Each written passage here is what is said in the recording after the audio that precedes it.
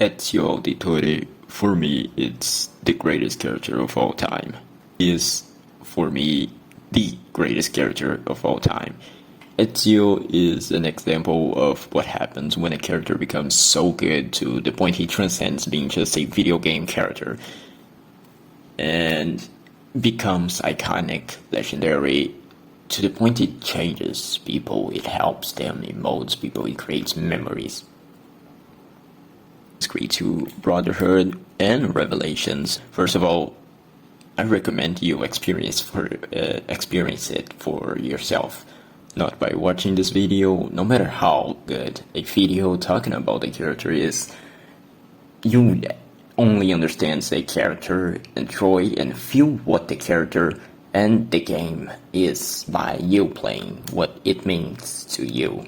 But if you still just want to watch the video and just see what I have to talk, who is and what makes Ezio Auditore Da Firenze, for me, the greatest character of all time.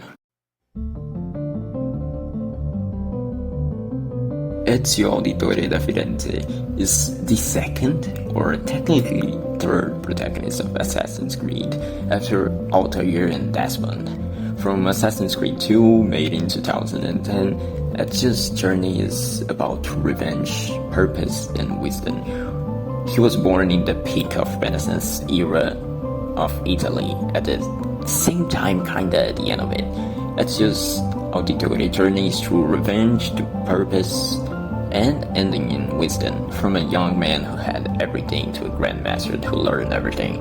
But his story isn't shared alone. Desmond also is the protagonist of his games, both with Altair sharing their linked fate across DNA, generations, and history. That makes the first games so great. From the start, you see his birth, something that at least I never seen no video game character, or not even movie character, have that happen.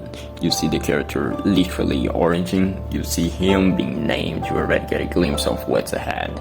With visuals, his family, the soundtrack, even the atmosphere. And a time skip later, you already see who Ezio is as a character at that point. An arrogant and charismatic teen voiced by the amazing Roger Smith, and he was literally born for this role. Ezio as a character would never be himself if it wasn't for Roger Smith. The stars aligned for him to voice this character, and he is Ezio Auditore. Without him, the character would have never reached its full potential, and that shows how God himself seems to have made this game to be perfect. Sorry, back on track. As soon as the game starts, you already have full information of what the character is at that point. Charismatic, funny, not seriously, beautiful, and a wealth teen. Born in a good Renaissance family. The start of the game with the bridge fight, for me, sets up something perfect, and something that I've never seen anyone talk about in the games. Ubisoft made something incredible, either intentional or not. Then gave you full information and made you know who the character is just by the start. And the bridge is the perfect setup to start this journey of a character.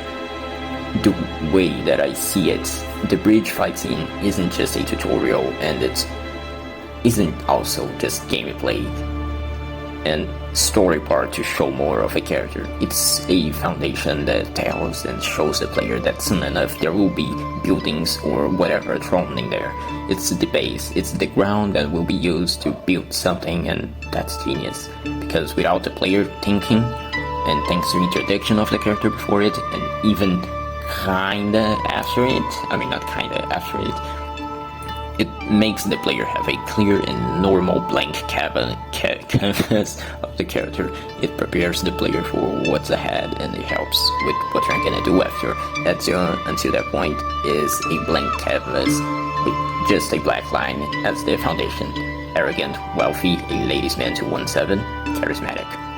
And what Ubisoft does is later paint that canvas in your mind that will make you realize unconsciously the development of the character. Honor Viere de Pazzi slanders my family's name and forces his own miseries upon us. If we... Enough of your nonsense, Grullo! Buonasera, Viere. We were just talking about you. I'm surprised to see you here. I thought the Pazzi hired others to do their dirty work. It's your family that cries for guards when there's trouble, Gottardo. Afraid to handle things yourself? Your sister seemed quite satisfied with the handling I gave her earlier. Uccidetelo!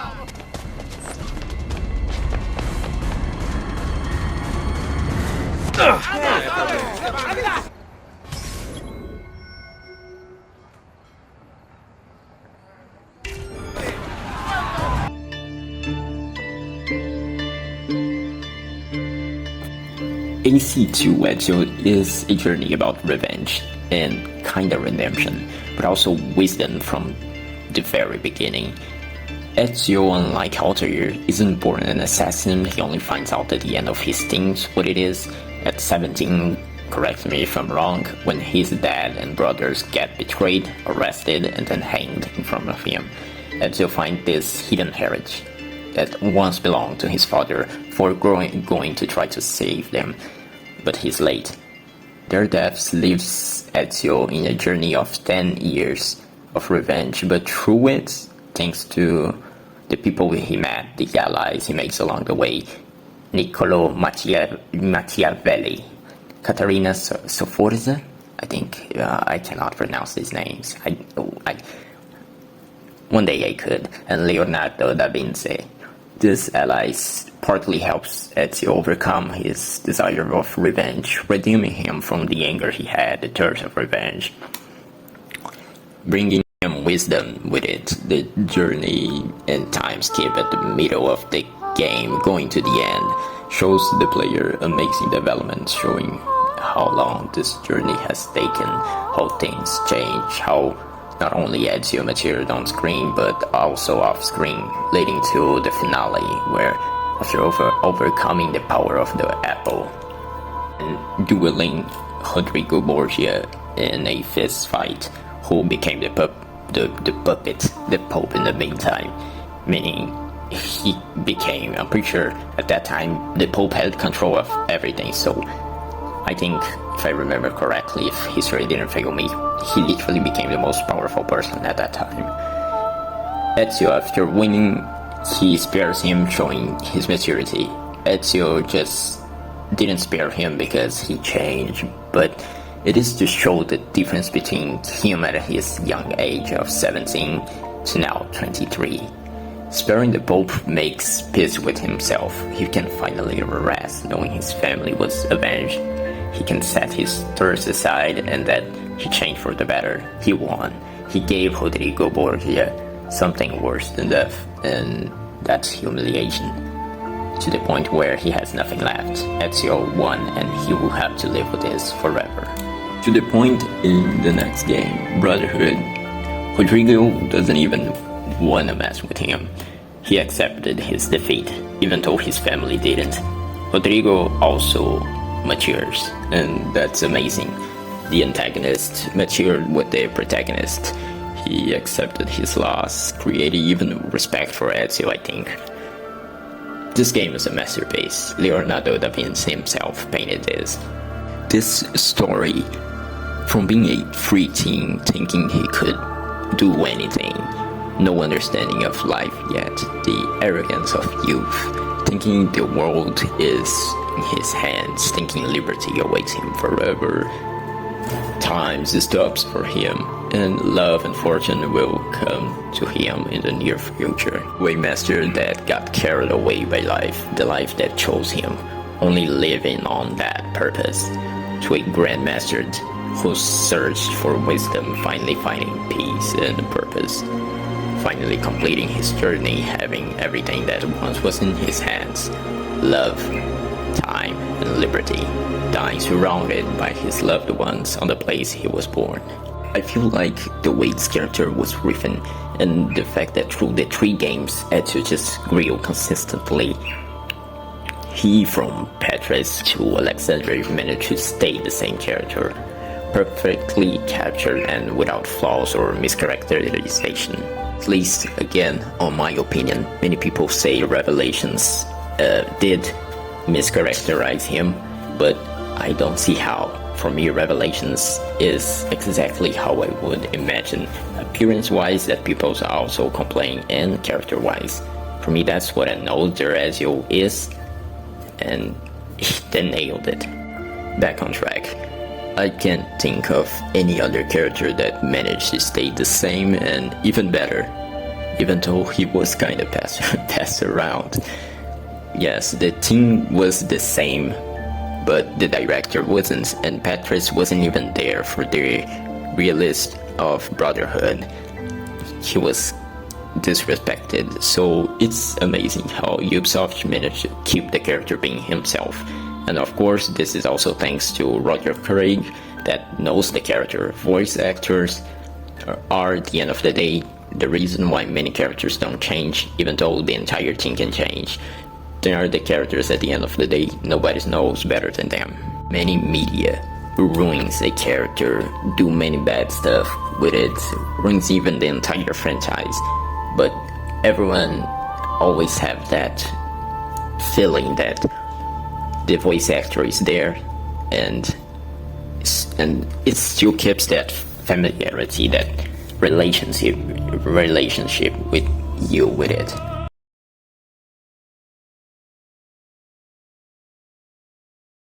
After the events of Ezio's origin in Assassin's Creed 2, we get to the middle and end of his life. Here it's where the purpose and wisdom shines. After 10 years defeating Rodrigo Borgia, Ezio has a moment of rest, going back to Villa Auditore. But his rest isn't long before waking up to a damn blast of cannon destroying Altair's armor, having to escape the villa with his family, and being injured while trying to stop the death of his uncle Mario at the hands of Cesare Borgia. Rodrigo's son, who came back for revenge, even if his father didn't want to.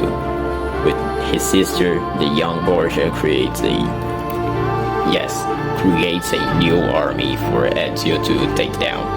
Having again to claim back his home, Ezio fights Cesare Borgia and his sister, also his love. The Borgia family is weird. And their reign, ending the Borgias for good now. Through Brotherhood, we already get glimpses of Ezio's new age.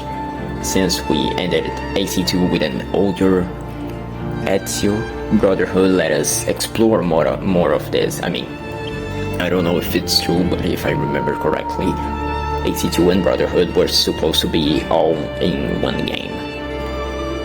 So yeah, not much changes. Brotherhood let us explore an older, experienced Ezio. A genius and truly a master, the game manages to, character-wise and gameplay-wise, take Ezio to a next level, showing how much further it can reach. You don't see anything with revenge. You don't see a recent master trying to end this 10 years journey that took a toll on him. You see an official and actual master, and for good, a battle that is going for a long time, going for too long. Reclaiming his home and Rome to the assassins, Ezio spent some more time, I think it's 3 years, to be specific, guiding the Creed before leaving and going on a journey of self-discovery, one to seek wisdom and meaning, a journey to Masyaf to find answers on the technically founder of the Creed, Altair. Sinking for the keys of the library, Ezio also helps the local Creed and their Templars reign there. Ezio takes the control of the Creed after use of death, feeling responsible to guide them to victory, and the fact that Templars was also going after the keys, it was killing 2 rabbits with 1 stone. After defeating the Templars and finding the love of his life, Sophia, Ezio go alone in Masyaf to seek wisdom of Altair. Seeing Altair, another artifact. No, you will stay here. I have seen enough for one life.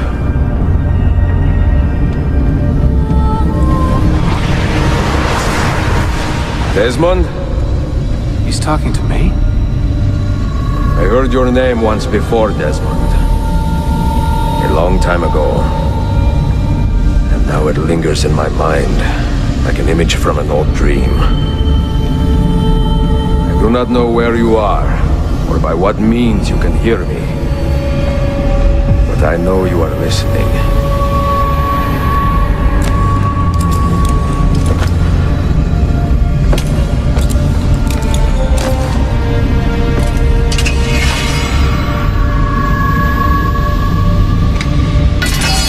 I have lived my life as best I could, not knowing its purpose, but drawn forward like a moth to a distant moon.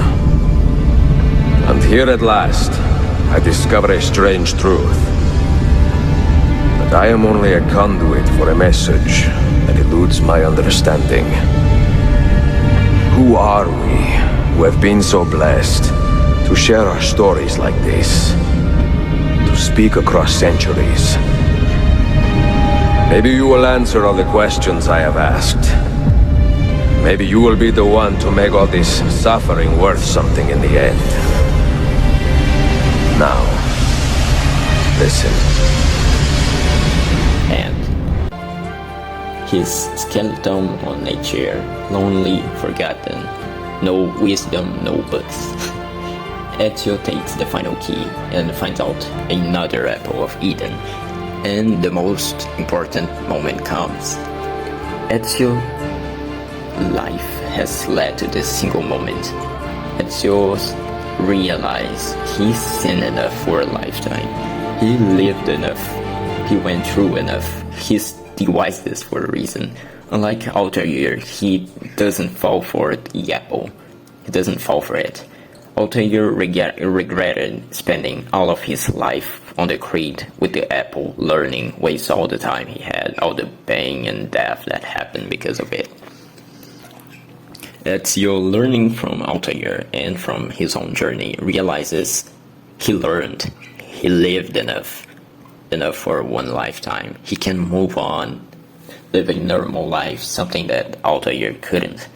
Spending the rest of his days living the life he once had, away from the creed, away from the battle between, the meaningless battle between the assassins and the Templars, and also having the opportunity to talk to Desmond, the name who lingered in his mind for years, who he had understood through the years, who is, realizing he is the only key, the messenger, a message beyond his comprehension, sent by Altair through the apple. Ezio takes the message and delivers it to Desmond, only to make Desmond save the world. Hundreds of years later, Ezio completes his purpose, finishing it, leaving Desmond with wisdom talking directly through himself.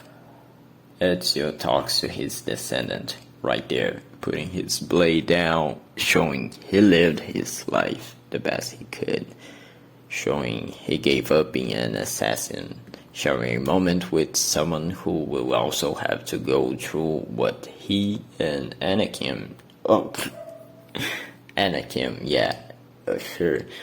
Altair did, the sacrifice and had to make, being the only one who will make it worth. The one who will make it worth. I don't feel like I've explained this character good enough. And it's gonna do 3 years since I've replayed the trilogy. So my memory isn't great, especially when I've been living too much of a stressful life to have the best memory. And even though I should, this character molded me, so I feel offended by not remembering everything. It feels like as soon as I started working on this, my memory just wiped. But back on the main subject, if you're like me, when I was a kid and played this game for the first time, I was curious. The the game introduced me to history, my love for history, and the fact that it became my favorite subject on school. It sparked curiosity in me. I remember walking through Monteriggione as Desmond, being at the very top of Mario's mansion, just seeing the entire Villa Auditore and the mountains in the back, seeing cities lights, comparing it to the Villa Auditore from Ezio's time. It amazes me because it's realistic. That's exactly how it would look and feel like if you took a picture from that time and compare it to our modern day. And that's what's beautiful about this franchise. And of course, it's fictional, yet it's so realistic because every character could just easily exist in real life. Well, I mean, half of the characters of the franchise are real people, but I'm talking about the fictional ones only. And that is especially for Desmond and Ezio. These characters can easily exist. A man who hundreds of years ago fought enemies. He fought enemies, reconstructed places, and lived on it. Later died on another place, and boom, suddenly you're where you are, where he was walking years ago. It makes you realize that, well, times exist. It makes you think about the past. And for me, well, of course, unconsciously, everyone knows this, for me made me actually sit down and think about the fact that there are billions of people out there, and there's billions of people who existed before. And the fact that lived, loved, cried, died makes you comprehend in full scale how beautiful life is. Someone years ago, words like you, thought the same as you, and lived like you. Right now, you are once where he was, wondering, worried. But in the end, maybe his life ended well, just like yours might. Hopefully it will. Maybe one day you will also be able to look back into the past and realize your own journey. And playing these games as a kid made this infinitely better for me. It made me smarter. And I'm a dumbass, so, not in IQ sense. It made me age beyond how old I was. Just like the games, it truly felt like I lived on someone's life and learned from it. And that's why I love these games, and that's why I love Ubisoft. I don't think no company, no team could ever make or achieve something like Assassin's Creed. It is a good life we lead, brother. The best. May it never change. And may it never change us.